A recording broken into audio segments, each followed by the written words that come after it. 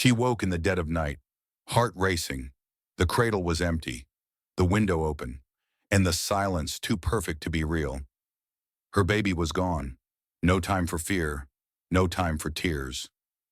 Marin grabbed her herb pouch, threw on her shawl and ran, into the arms of a man already saddling his horse. They rode fast into the black Texas night, chasing hoof prints and broken branches. She had no gun, just grit, no promise, just fury. If they touch one hair on her head, she whispered, I'll show them what a mother's fire can burn. What they found by the creek, fire, laughter, and a baby wrapped in a stranger's coat, would change everything. This wasn't just a rescue. It was the night she became legend. Silas Whitlock wasn't born cruel. He used to hum while working fence lines, whistle for the barn cats, and play old songs on his guitar under the stars. But grief, real grief, the kind that doesn't shout but hollows you from the inside out, had a way of hardening a man until even his breath came out sharp. It had been 2 winters since he dug 2 graves under a sky so blue it felt like a curse. His wife, Clara, had died screaming through a storm birth. The boy didn't make it either. They wrapped the baby in a hand-stitched quilt Clara had finished just weeks before, the one with bluebirds and blooming sage, and laid him next to her in the cold earth. After that, Silas never touched the guitar again, never played another note, and never once said Clara's name out loud. The Whitlock Ranch, once the pride of the Texas Panhandle, kept going in name only. The cattle still moaned in the dusk, fences still needed mending, and the payroll still got met. But something had changed. The soul of the place had collapsed in on itself. The men felt it too. Hired hands came and went quicker now. The mess hall grew quieter. Jokes didn't land the same. Meals tasted like boiled regret. One night, Wade Kellerman, an older ranch hand with a belly full of dust and complaints, slammed his tin bowl on the table. Hell, even coyotes would spit this out, he growled, poking at what could loosely be called stew. Tastes like somebody boiled boot leather and prayed for onions. Scattered laughter followed, but it was thin, brittle. Another younger hand, tired and sunburned, slammed the pot onto the table with a loud thud. We work 14 hours and eat like war prisoners, he muttered. The door creaked open, boots on wood, steady, heavy, unmistakable. Silas stood in the doorway, framed by the dying light behind him. He didn't bark, didn't curse. His voice was low, almost calm, but carried the weight of iron. Anyone here think they can do better? The kitchen's open. Go ahead. Impress us. Not a soul moved. He let his gaze sweep the table, cold, quiet, and slow, like the wind just before a dust storm. And then he turned, walked out, and let the door slam shut behind him. Silas didn't yell because he didn't need to. His quiet was louder than most men's rage. That night, the wind howled through the long hallway of the ranch house, rattling the windows and stirring the ash in the hearth that hadn't been lit in weeks. Silas sat alone in what used to be Clara's reading room, now just a space with a wooden desk and the dull smell of dried ink. On the wall beside him hung a framed photograph, Clara in the sunlight, smiling with her hair undone and her dress catching the breeze. He hadn't dusted it in months, couldn't bring himself to. He pulled open the drawer, removed a wrinkled sheet of paper, and dipped a pen into the inkwell. His handwriting had once been precise. Now it looked like a tired man carving letters into stone. Cook needed, for 15 men, must endure long hours, high heat, hard work. Room and board provided, pay negotiable, no letters, apply in person. Whitlock Ranch north of Lark Hollow. He stared at the last line, then underlined 2 words with quiet finality. In person. No letters. No dreams scribbled in flowery cursive from some girl in a city who'd never seen dust eat through a pair of boots. No false hope. He didn't add, no women. He didn't need to. He figured no woman in her right mind would ride into this stretch of land for the sake of stew and saddle soap. That world had passed. Still, part of him, buried beneath the grief and grit, knew something had to give. The ranch was breaking. The men were fraying. And he'd spent so long alone in his silence, he'd nearly forgotten what it felt like to want anything other than survival. He blew lightly on the ink, folded the paper, and placed it under a chipped horseshoe nailed to the gate post the next morning. The message was clear. No promises, just hard work. Show up if you're serious. He didn't expect anyone would, especially not her. A week passed with nothing but wind and silence. Then, on a scorched morning with buzzards circling the far hills, she appeared, not in a wagon, not on horseback. She walked. Her steps were slow, steady, not defiant, just determined. Dust clung to her dress. Faded blue turned nearly gray with road grime. Her boots had cracks running deep across the leather, and pressed tightly against her chest, wrapped in worn linen and shaded beneath a crooked bonnet, was a child, no older than a few months. She stopped at the gate like she belonged there, or maybe like she had nowhere else left to go. Silas Whitlock was standing at the barn, wiping sweat from his brow, when the ranch dogs began barking. He squinted toward the rickety gate and saw her, slight, sunburned, yet somehow still upright in the blistering heat. Before he could speak, she did. "I saw your posting. I can cook." "Don't need pay," she added quickly. "Just food, and a place for her to sleep." Silas stepped closer, dust rising around his boots. He eyed the bundle in her arms. "You walked here?" She nodded once. "Wagon lost a wheel at the fork near Lark Hollow. I left it there. We've been on foot since."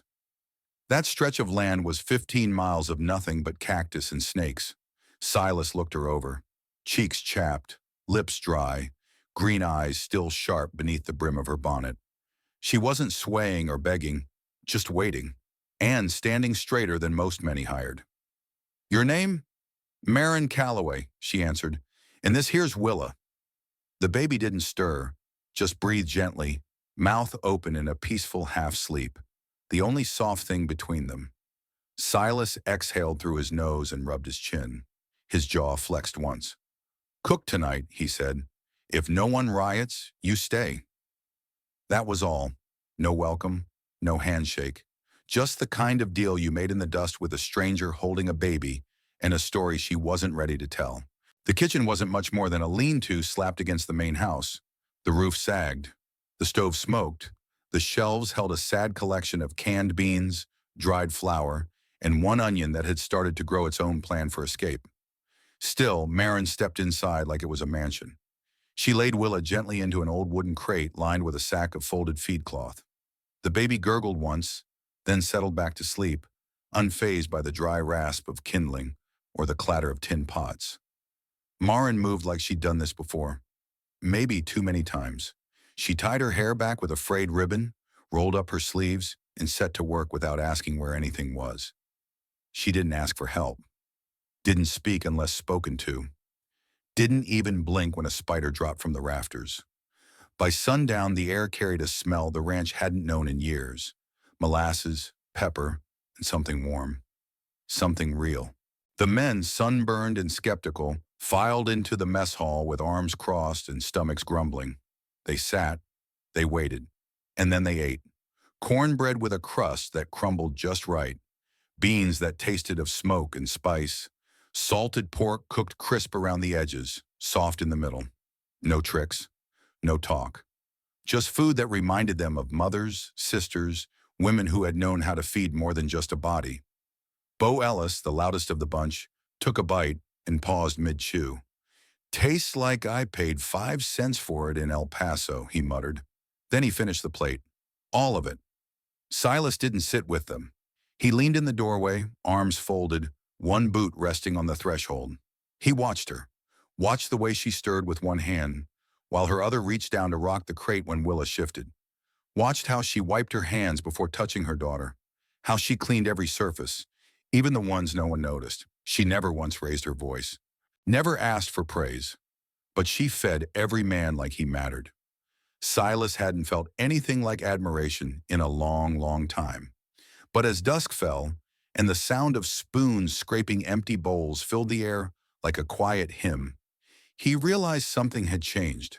Something had entered the ranch not on a horse, not with a bang, but with bare feet and a baby's breath. And for the first time in 2 years, he felt it. Not hope, not yet, but the beginning of it. The rhythm of the ranch had begun to shift, not by force, but by presence. Maren Calloway never claimed space. She simply moved through it until it became hers. In the mornings, she baked without needing to be asked.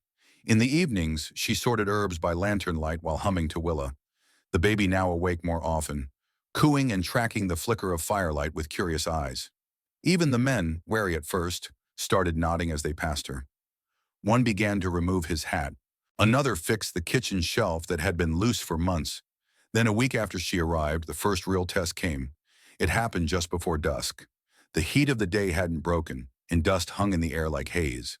The cattle had been restless, and most of the men were near the pens when a sudden commotion cracked the stillness. A boy, Noah Briggs, barely 14 and eager to prove himself, was on his knees near the watering trough, retching into the dirt. His hands trembled. His eyes rolled back. Someone yelled for water, someone else for the doctor, but the doctor was over 2 hours away, if he was even home. Panic spread fast. Maren didn't run. She arrived dusted in flour, apron stained from bread dough. She said nothing at first, just bent low, brushed Noah's hair from his damp forehead, and placed 2 fingers to his neck. Then with a sudden sharpness in her eyes, she leaned in close, smelling his breath. "Cattle sage," she muttered under her breath. He chewed it, probably while mending fence. It was common, especially when boys didn't know better. The plant looked harmless, but it turned the stomach and stole the breath when ingested raw. Without asking, Maren turned to Silas, who had just arrived at the scene. She walked straight toward him, her face calm but urgent, and placed Willa gently into his arms. He stiffened, caught off guard. The child squirmed once in his grasp, warm, impossibly light, but he didn't drop her. Not a word passed between them. Maren ran, not frantic, but precise, straight to the kitchen.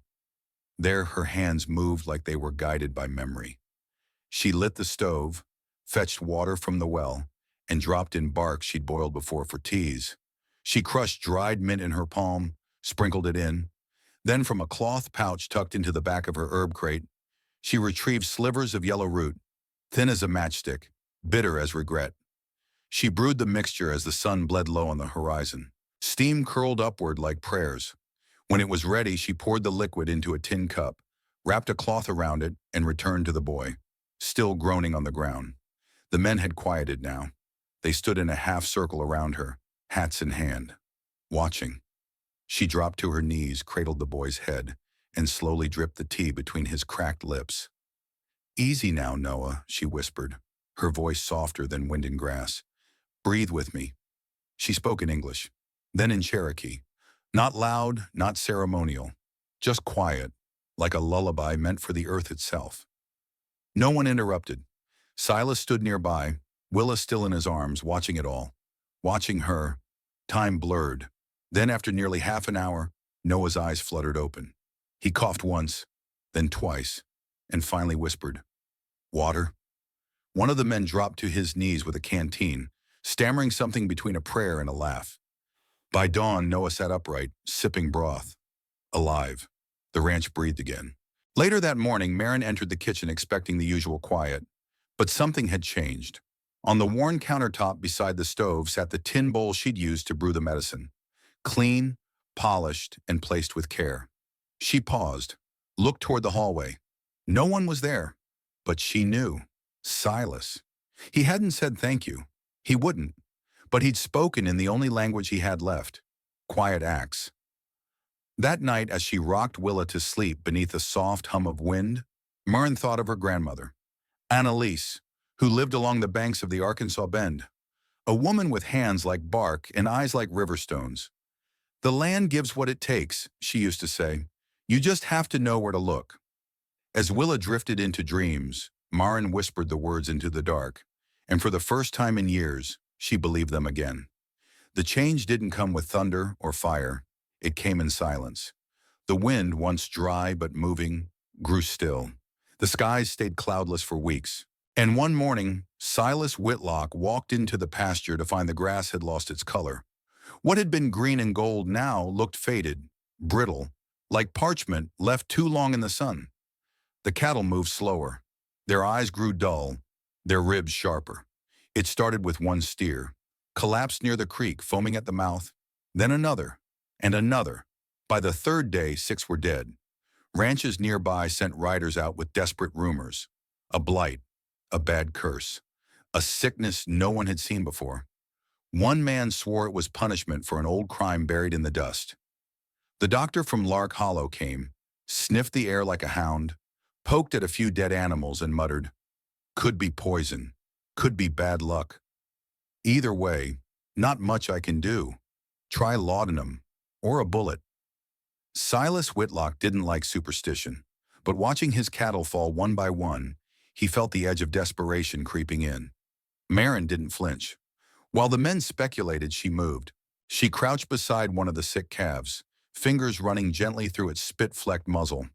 She collected manure with gloved hands, sniffing its texture, analyzing color.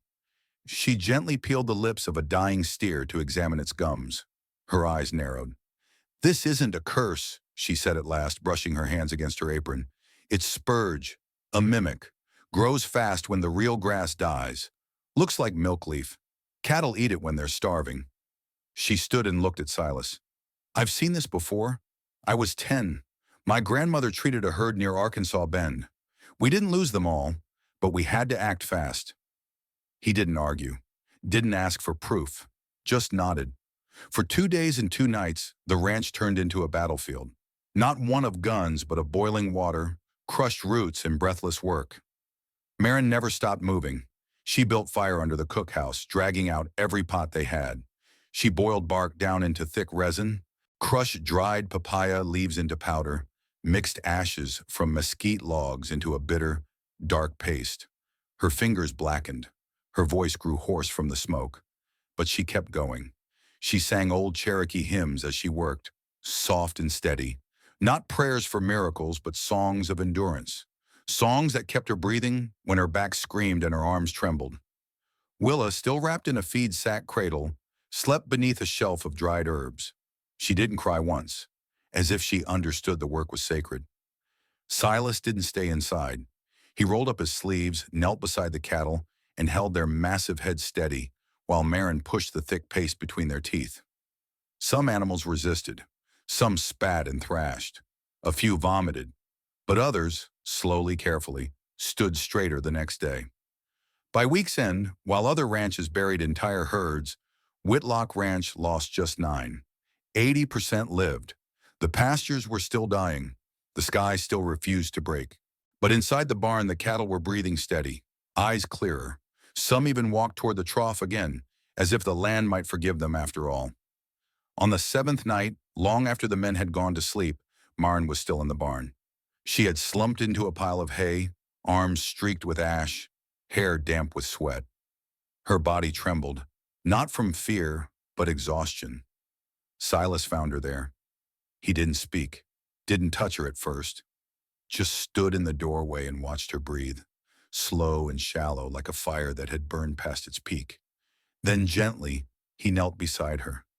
He wrapped his arms around her, not with urgency or hunger, but something quieter, something sacred. His shirt still smelled of dust and cattle. Her forehead brushed his collarbone. She didn't cry, didn't speak, but she let herself be held. It wasn't romantic, it was reverent.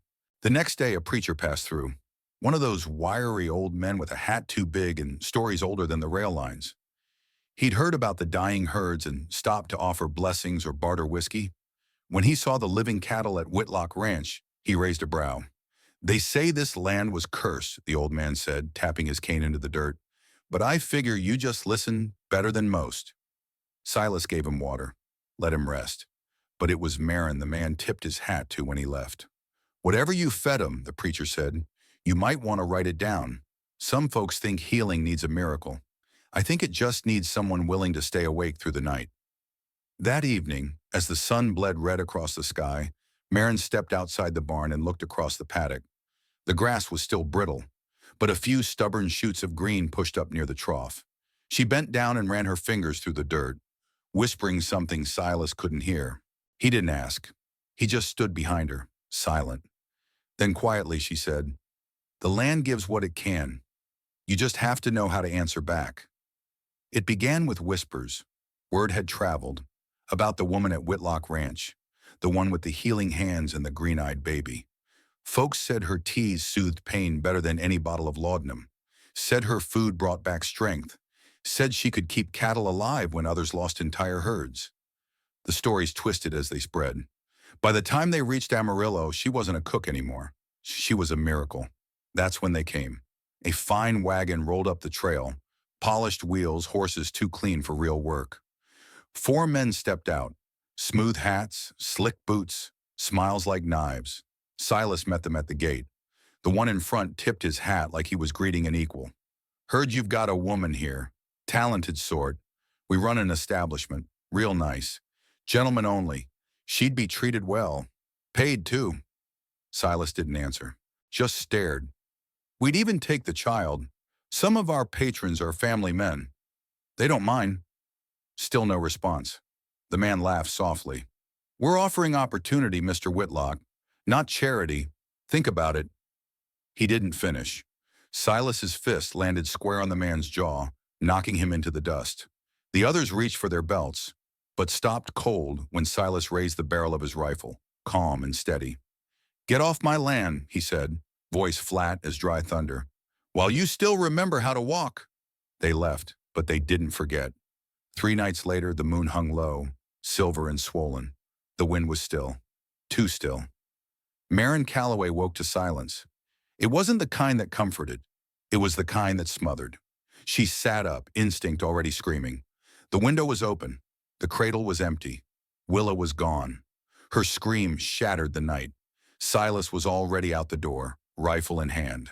By the time Marin reached the yard barefoot, he was saddling both horses, lantern swinging from the saddle horn.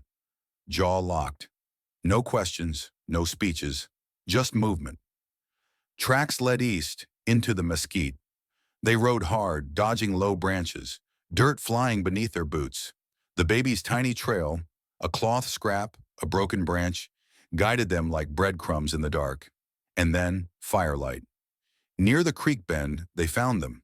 The same 4 men sat laughing around a flame, the one Silas had punched now holding Willa wrapped in his coat like a trophy. Marin didn't wait. She slid off her horse before it stopped moving, feet hitting the ground with the force of thunder. Her herb pouch swung from her belt, loose and heavy with powder and dried root. Give her back, she said. Her voice didn't rise. It cut. The man smirked. She's better off with us. She stepped forward. The wind caught her hair, wild around her face. Then with a movement too fast to read, she reached into her pouch and flung a handful of burning powder straight into the man's eyes.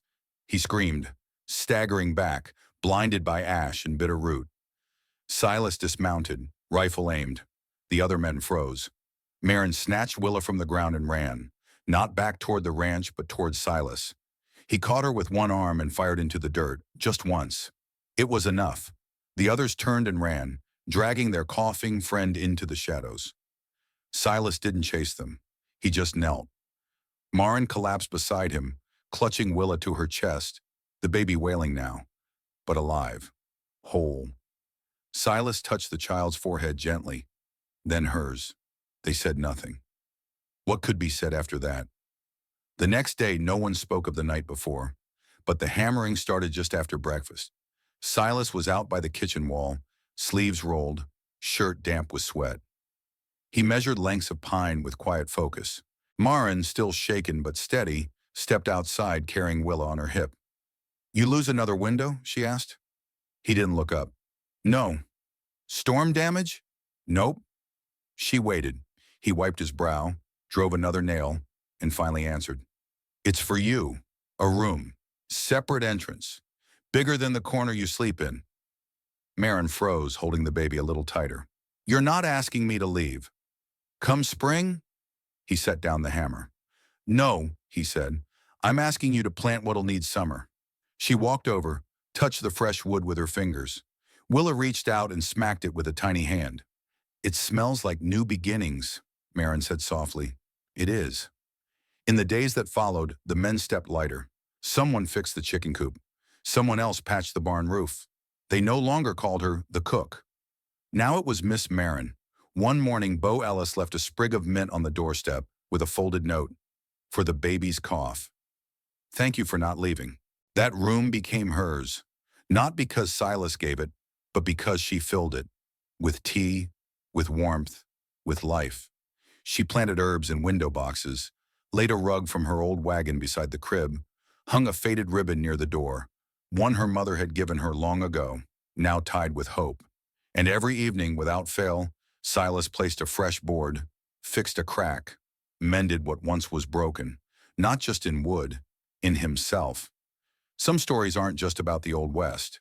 They're about what still lives inside us today. Marin Calloway didn't ride in with power.